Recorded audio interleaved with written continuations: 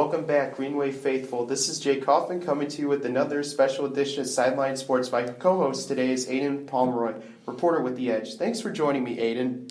Thank you, Kaufman, for having me once again. New information has been reported on the grievance lawsuit since our last podcast. Former 49ers quarterback Colin Kaepernick and current Carolina Panthers safety Eric Reid announced jointly on February 15th that they've reached a settlement with the NFL. As you recall, both claimed their protests of racial injustice by taking a knee during the national anthem resulted in a conspiracy to blackball them from ever playing professional football again.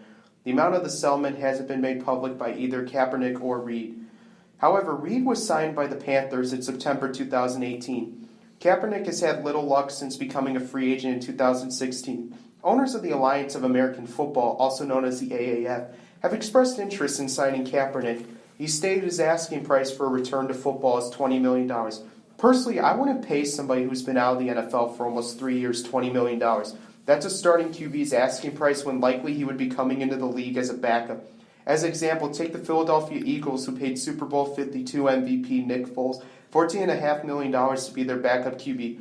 Even that's an expensive price tag for someone who isn't guaranteed to see the field every week. The Eagles announced earlier this week that they wouldn't be re-signing Foles and will let him test the free agent market. Aiden, what do you think about Kaepernick's asking price, and how does it compare with other franchise QB salaries? Well, Kaufman, I'd have to agree with you on the fact that it wouldn't be very beneficial for teams to sign him for that price range, considering that they could go for much better options for a lot less money, especially because they have to look at it from a business standpoint and they have to be able to make money. And paying Kaepernick $20 million for a quarterback they are unsure about that can perform well on the field is probably not the best idea. No, and also I was thinking with Kaepernick, when the last time we saw him in the league in 2016, he played a West Coast style offense where he would run a lot of the read option and stuff. And take, for example, current Panthers QB Cam Newton and Seattle quarterback Russell Wilson. Russell Wilson just turned 30 this past season, and Cam Newton's 29. Both of them, when they first came into the league, played a similar style of offense of Colin Kaepernick, but both of them now began to realize as they've gotten older in the league, they can no longer use their legs to break big rushing yards as they used to. They can still run it, but they don't do it as much as they used to back in the day. Do you think that will have any effect with maybe Kaepernick, like realizing that his legs won't be as effective as they once were? Of course, especially considering the fact that he's now 31 years old, he will definitely not be able to perform as athletically as he used to be, especially because of the fact of age and time off the field, and he's just got to get back used to the game first. So I think it'll take him some time, and I think he'll have to adjust quite a bit. I couldn't agree, Aiden. Also making headline on the topic of taking a knee, 8 members of the Ole Miss men's basketball team took a knee during the national anthem of a conference game against the Georgia Bulldogs on February 23rd. Before the game, a group of pro-Confederate protesters were on the university campus demanding monuments with ties to the South during the Civil War not be removed. The university has already removed the old mascot, Colonel Reb. After the game, the players were interviewed for their actions. Junior guard Brian Tyree said, "We're just tired of these hate groups coming to our school." Head coach Kermit Davis was also displeased with the demonstration taking place on campus. As for his players taking a knee, he told reporters his players made an emotional decision to show these people they're not welcome on our campus, and we respect our players' freedom and ability to choose that. Ole Miss Athletic Director Ross Bjork also expressed his support for the players using their freedom of speech. In a statement sent on February 24th, said, "Our job is to teach and educate every single day. They're human, they're students.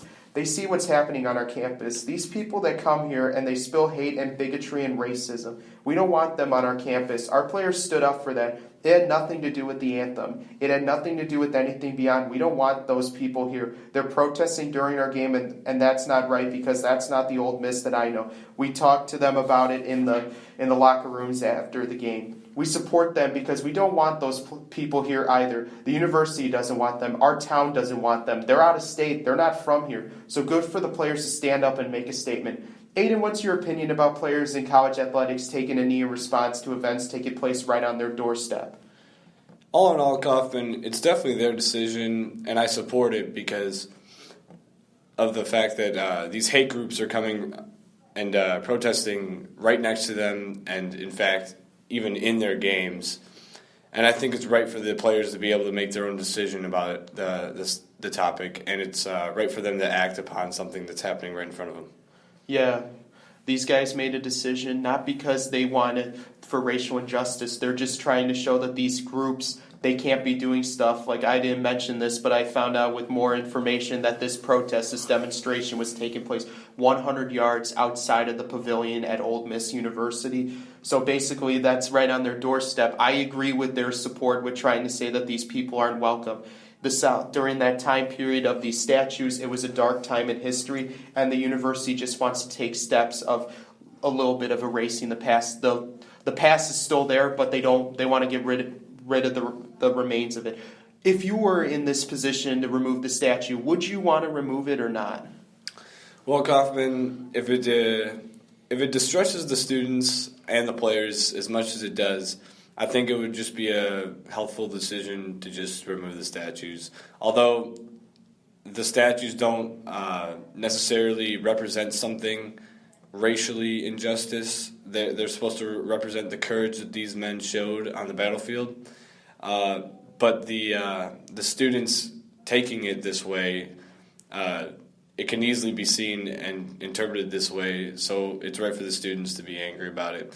And so I think it was a pretty good decision by Ole Miss to take down these statues. Yeah. I mean, once again, I mentioned before, that was a dark time in the U.S. history. And a lot of people don't realize that this statue was actually built by slaves during the early 1840s and 1860s when it was built on the Ole Miss campus. I think it's a good decision to remove it, but I think, the reason behind it were these boys were defending their cause for what they believed in. Even though I don't personally believe in their cause, they believed for what they thought was right, which is what the Union fought for, what they believed was right during the Civil War. So I think that the cause for the statue to be there should be for their dedication towards loyalty to their own beliefs.